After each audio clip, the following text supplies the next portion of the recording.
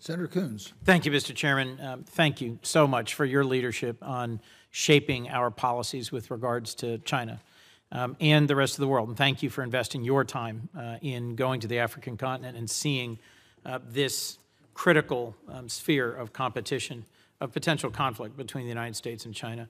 Let me just first ask about partners and allies. I think President Biden's leadership in responding to Russia's aggression in Ukraine, pulling together, strengthening, and expanding NATO, mobilizing 50 countries, including in the Indo-Pacific, to support Ukraine has been critical.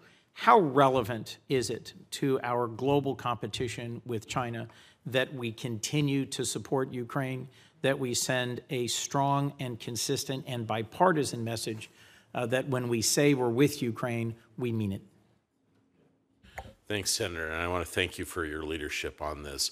I will just simply say that before the state visit of Prime Minister Kishida, he had an opportunity to appear before Congress and give a major address. It surprised people that the #1 issue that he raised and asked the American people in Congress to do was to stand by Ukraine, to continue the job. And it does suggest, we think of Europe and the Indo-Pacific as separate theaters. We should not. They are strategically aligned.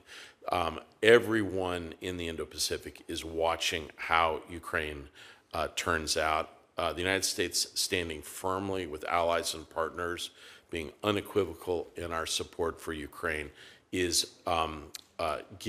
courage and a sense of determination to our allies and partners. In my recent visit to Taiwan following their election, to the Shangri-La conference in Singapore, I got exactly the same sense. Yeah. Yes, standing firm with the Philippines and the Second Thomas Shoal is critical for the region. But if we step back 1 inch from supporting Ukraine, that sends an even stronger message, and something that there is some real risk that in our elections this fall, the message will go out that we have national leaders who don't support Ukraine. Could I say just one other thing, Senator? I also wanted to personally thank you for the encouragement to engage directly on Africa. So I've been in the job 5 months. I've been to Africa twice. I will go a third time, and I will tell you quite directly, it's the part of my job that I feel the strongest about and I'm most committed to, and I ask for the support of this group. So I would say we need more in a couple of different arenas. I think more in terms of our ability at the DFC and the Millennium Challenge account, more congressional visits. You'd be amazed at how much some of these small countries appreciate. And I got to just tell you, like Africa right now, we have 14 noms that are waiting for votes across the continent. And I would just simply say, I think it helps us in terms of really making the case for Americans. Let me pick a relatively obscure one, Eswatini, formerly known as Swaziland, one of the very few countries on the continent that still maintains relations with Taiwan, not the PRC. We don't have an ambassador. We haven't had an ambassador.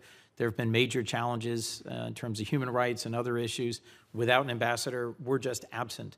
This is true across a dozen other, 14 to be specific, major countries across the continent.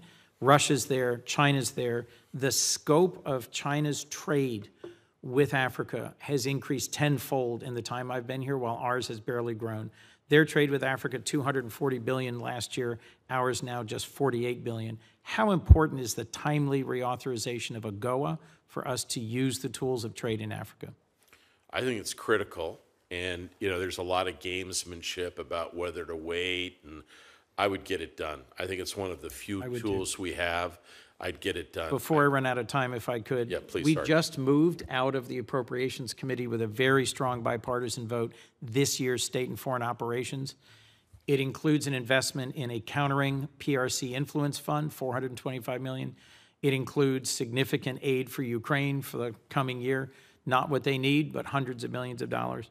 It importantly includes a new fund that allows Treasury to leverage the multilateral development banks that will unlock more than $4 billion in more transparent, more effective, higher standard investing in infrastructure so that we can directly compete with China's Belt and Road Initiative on the continent and around the world.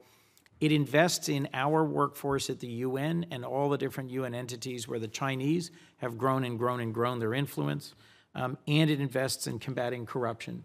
when we say we need to have and we must have a foreign policy that reflects our values, whether it's in the Caribbean, the Global South, Africa, it's important for us to stand up for democracy and human rights, but it's also important for us to combat corruption, because one of the biggest features of China's foreign policy is buying and extending their influence through corruption.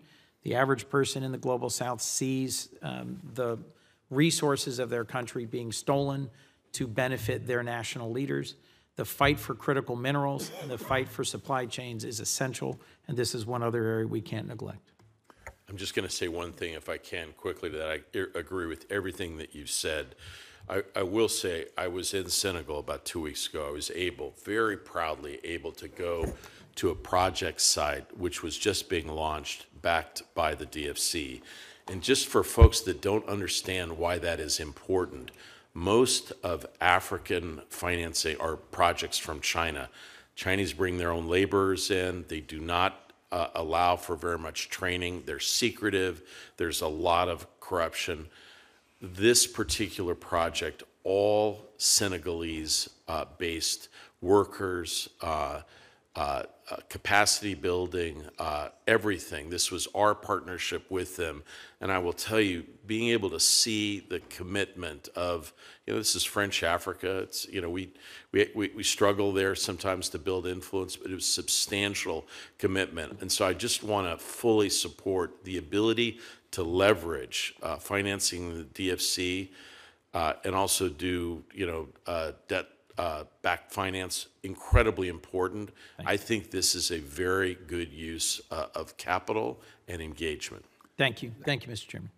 Let me just observe, I thank Senator Coons and Senator Graham for your work on the appropriations issues. I just make an observation. The caps that you've been given are unrealistically low, particularly USAID numbers. There are cuts this year, and that's unfortunate. It's just not a large enough pie, but I thank you for the work that you've done.